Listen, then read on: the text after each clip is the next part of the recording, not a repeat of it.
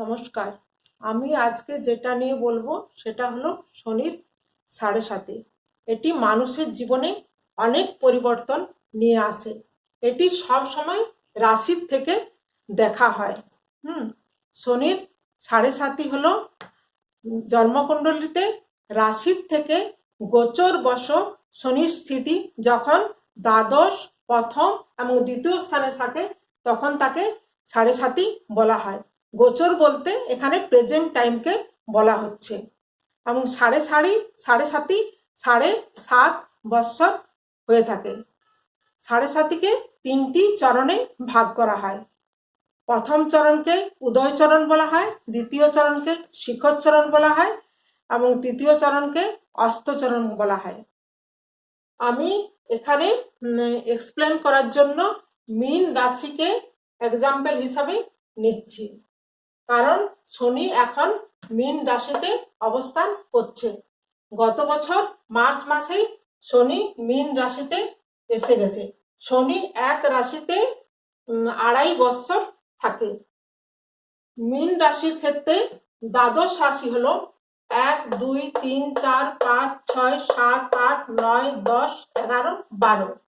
মীন রাশির ক্ষেত্রে দ্বাদশ রাশি হলো কুম্ভ রাশি। তাহলে মীন রাশির ক্ষেত্রে এখন শনির সাড়ে সাতির দ্বিতীয় চরণ চলছে, কারণ মীন রাশিতেই এখন শনি অবস্থান করছে। এবং কুম্ভ রাশির ক্ষেত্রে এখন শনির সাড়ে সাতির তৃতীয় চরণ চলছে, কারণ কুম্ভ রাশির ক্ষেত্রে দ্বিতীয় স্থানে এখন শনি আছে। এবং মেষ রাশির ক্ষেত্রে শনির সাড়ে সাতির এখন প্রথম চরণ চলছে, কারণ মেষ রাশির ক্ষেত্রে শনি এখন দ্বাদশ স্থানে আছে। শনির সাড়ে সাতির এই যে 3টি চরণ আছে তার প্রত্যেকটি চরণের আলাদা আলাদা এফেক্ট আছে।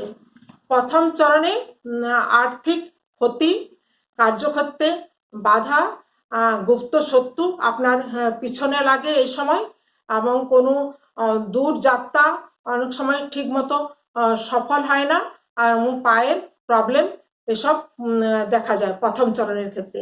দ্বিতীয় চরণের ক্ষেত্রে আপনার মানসিক অবসাদ এবং কোনো কার্যে সফল হওয়ার জন্য আপনাকে অত্যধিক পরিশ্রম করতে হয়। আপনার আপনজনের সাথে এই সময় সম্পর্ক ভালো থাকে না এবং এই সময় ঝগড়া পর্যন্ত হয়ে থাকে। তৃতীয় ক্ষেত্রে শনির এফেক্ট অনেকটা ধীরে ধীরে কমে যায়। এই সময় বিশেষত স্বাস্থ্যের উপর এর এফেক্ট পড়ে এবং এই সময় রোগ প্রতিরোধ ক্ষমতা কমে যায় এবং কোনো মূল্যবান জিনিস এই সময় হারিয়ে যাওয়ার সম্ভাবনা থাকে। শনিকে কর্মফলদাতা বা ন্যায়াধীশ বলা হয়। আপনি যখন আপনার জীবনে শনির সাড়ে সাতি চলবে তখন আপনি নিষ্ঠা এবং ন্যায় এবং ধৈর্যের সাথে সমস্ত কাজ করবেন, তাহলে আপনি ভালো ফল পাবেন। প্রত্যেকের জীবনে শনির সাড়ে সাতির প্রভাব কিন্তু একই রকম হবে না, কারণ কারো যদি জন্মকুণ্ডলিতে শনির পজিশন ভালো থাকে তাহলে কিন্তু তার সেক্ষেত্রে শনির প্রভাব কিছুটা কম হবে, কিন্তু সাড়ে সাতির প্রভাব কম বেশি প্রত্যেকের জীবনেই থাকবে। সেক্ষেত্রে আমি কিছু প্রতিকার বলছি, কারণ শনিবার দিন আপনি কালো বস্তু দান করতে পারেন, কালো জিনিস দান করতে পারেন। এই দিন আপনি বিউলির ডাল দান করতে পারেন, সরষার তেল, তিলের তেল দান করলেও খুব ভালো ফল পাওয়া যায়। শনিবার দিন শনি মন্দিরে গিয়ে তিলের তেলের সাথে কালো তিল মিশিয়ে প্রদীপ জ্বালালেও এবং খুব ভালো ফল পাওয়া যায়।